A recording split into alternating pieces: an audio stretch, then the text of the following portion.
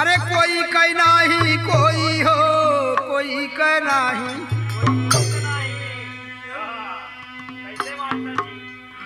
अरे कोई कह नाही कोई कोई कह नाही कोई। कहत के हो कलयुग महाराज कहत है। कवन युग हो? कलयुग। अरे कोई कह नाही कोई, अरे यही कलयुग में कोई कह नाही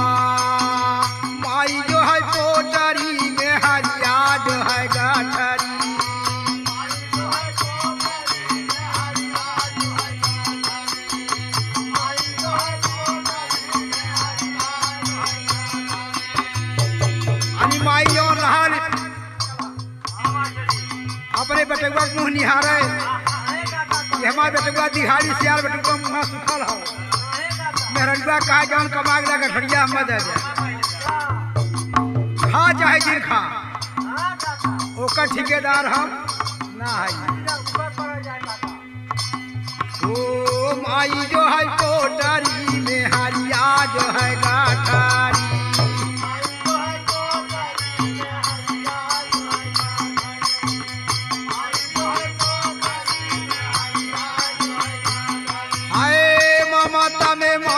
कैसू खाई गई ठाठरी,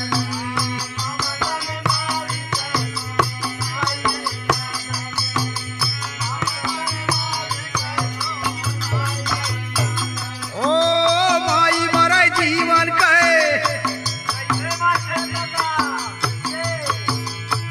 ओ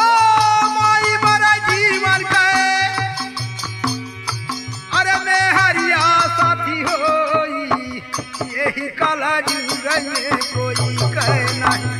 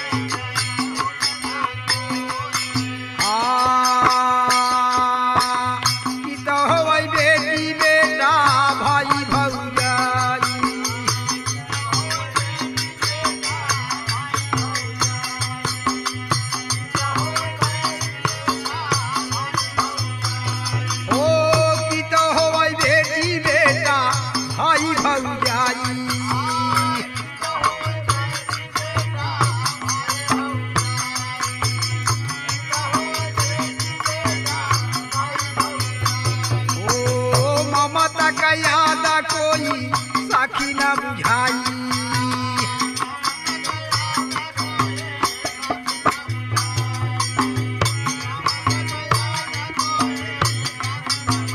ओ ममता का याद कोई साखी न बुझाई कोई साखी न बुझाई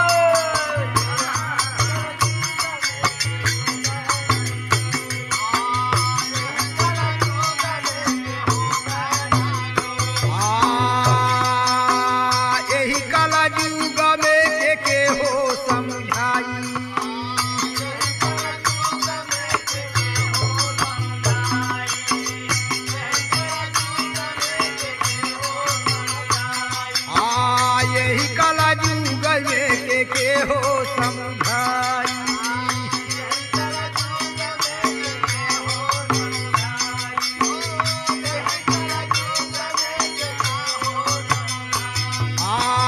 बेटा बाजो समझाई पतोहिया कहना